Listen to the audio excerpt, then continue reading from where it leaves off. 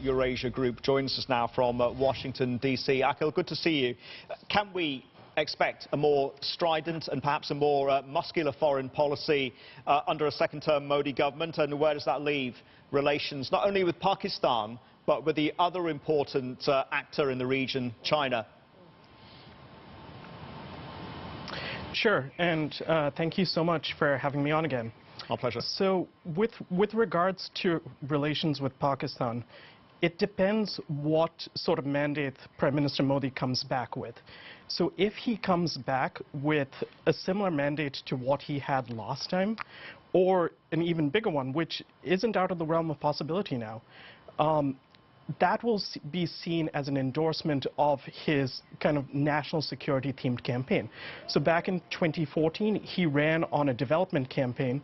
This time, he's run on a very national security focused campaign. So if he comes back with a similar or even larger mandate than last time, I would expect that to play into his foreign policy with Pakistan. Now, in terms of China, there are a number of irritants on both India and China's part. However, I think tensions have kind of simmered, have cooled down since the Wuhan summit last year. However, there are a number of outstanding issues that will likely come back into play following the election.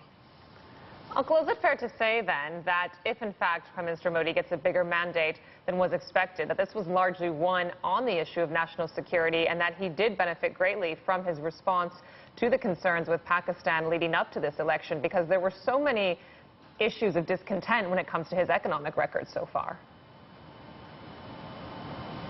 Right, exactly. So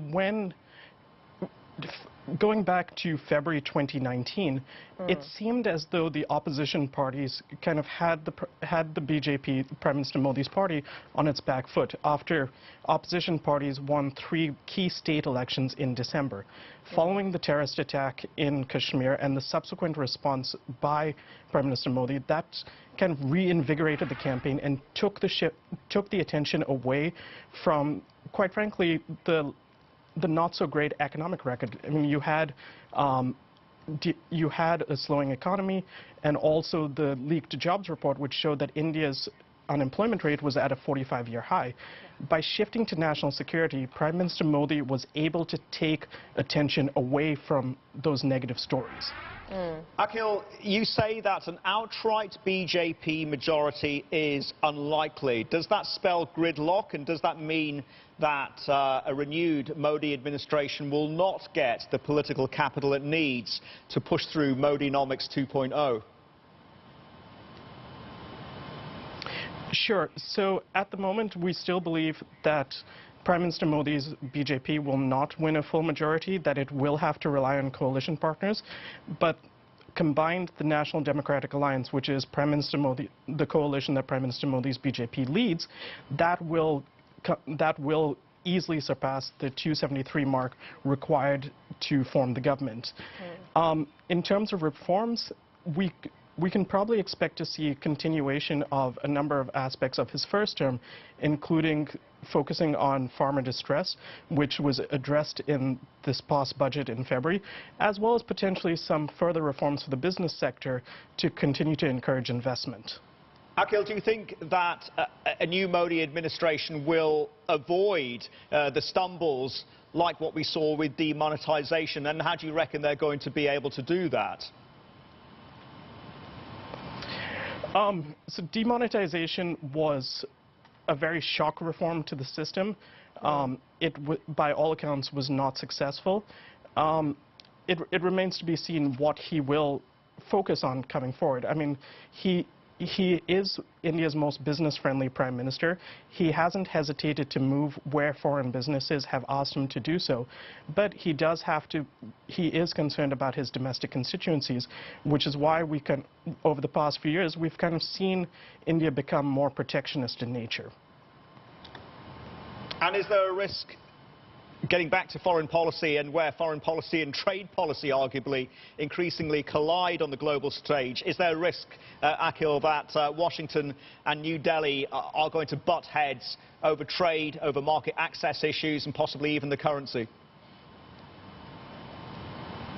Sure. So one of the hallmarks of the deepening U.S.-India relationship has been the ability to differentiate trade issues from the overall relationship. Bilateral trade has increased tremendously, while India likes to point out that the bilateral trade deficit with the U.S. has decreased over the past year. And that's on the back of increased Indian purchases of LNG, potential purchase of oil, and defense equipment.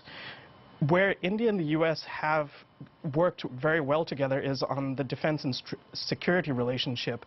The U.S. considers India a linchpin of its Indo-Pacific strategy, and India has shed some of its traditional non-alignment to become closer to the U.S. And this has been a trend that we've seen since the Vajpayee government. So the Vajpayee government, the Manmohan Singh government, and Prime Minister Modi. And this has been a bipartisan relationship in the U.S. So yes, there are trade tensions, and there likely will continue to be trade tensions. However, that's emblematic of the closeness of the relationship between India and the U.S., that trade is such an important part. So, for example, the U.S. and Canada are the best of friends, but they sue each other all the time. Something similar is happening with India as the U.S. and India get closer together. And I'll go back to the national security picture. I mean, the U.S. will be watching any increase in tensions with Pakistan very closely. And you talked earlier about the fact that Prime Minister Modi might feel emboldened about a strong posturing with Pakistan after these results. I do wonder, though, it takes two to tango here. And if you look at the response that we got from Imran Khan on Pakistan's side to the most recent provocations, it doesn't seem as though he's keen to see a real escalation if, in fact, tensions hit a boiling point in the future.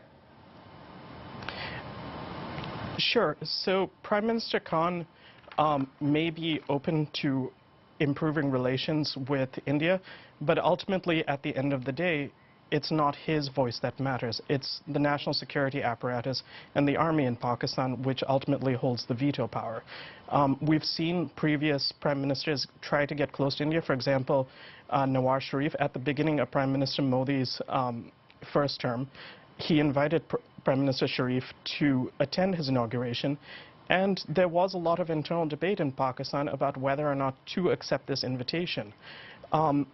So while Prime Minister Khan has expressed a willingness, ultimately there are a number of other factors at play, including Pakistan's continued support for terrorists based within its borders, which will likely dampen the ability of India and Pakistan to improve relations. Akhil, just before we let you go, domestically, how concerned are you about the rise of the Hindu nationalists and India potentially fragmenting along religious fault lines? It is definitely a concern. You're seeing this kind of strident Hindu nationalism take foot in India at the increased marginalization of the Muslim minority population. And it's been a focus, for example, the citizenship bill. And when the president of the BJP, Amit Shah, talks about we'll push all the illegal immigrants out of India except for the Christians, the Buddhists, etc., he's clearly referring to the Muslim population. So there is a definite concern about the increasing marginalization of the Muslim population in India. And given that as we've gone into the later stages of the campaign, and it focused tremendously on emphasizing the pro-Hindu stance of the BJP government, it is definitely a worry coming up. Akhil, we're going to have to leave that conversation there. Thank you very much indeed for joining us, and thank you for that analysis. As always, Akhil Berry there at Eurasia Group. Nancy.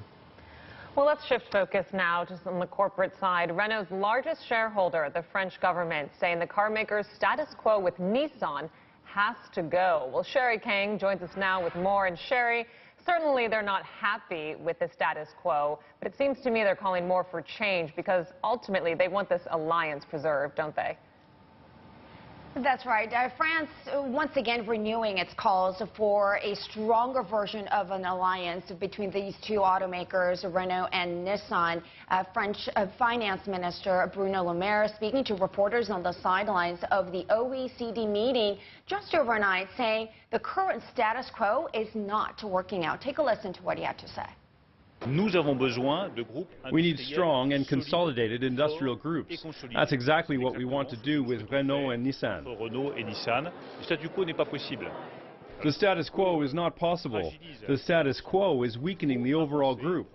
So we have to push forward, make progress, and consolidate this alliance. On which terms should we do this?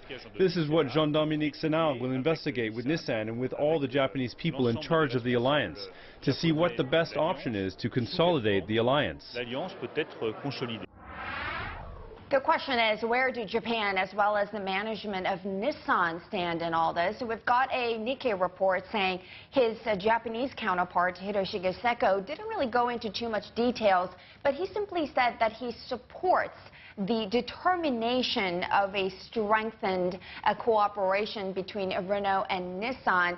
But we clearly know where Nissan stands in all of this. When we're talking about a merger, of course, this is certainly an advanced level of an idea when it comes to, partnership between Renault and Nissan. But Nissan has been making things clear just 2 weeks ago. Its CEO, Saikawa, saying that it's really not the time to be discussing a merger between Renault and Nissan, and we want to focus on our business and the recovery of our business, although he did have to admit that its earnings, its performance have hit a rock bottom. So, Sheree, certainly we can see that on the one side, we've got France really not wanting to lose out on the strategic sense of the, enhanced partnership, but on the other side, Nissan not wanting to let France take over the business. Sheree, back to you.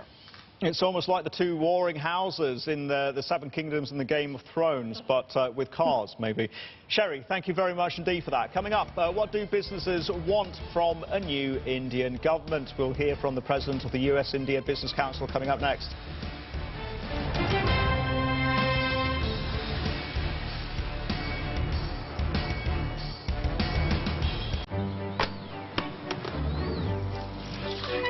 Good morning, Mrs. Wong. Good morning. Your favorite. Thank you.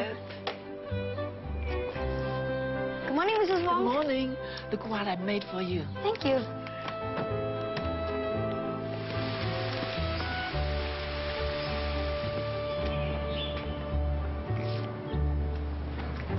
Mrs. Wong? Help! Help!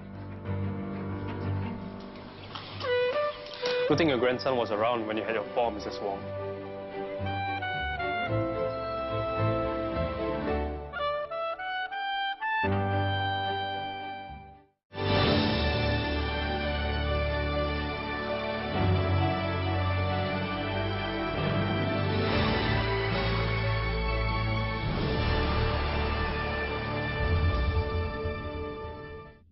Get CNBC Pro for in-depth access to Wall Street.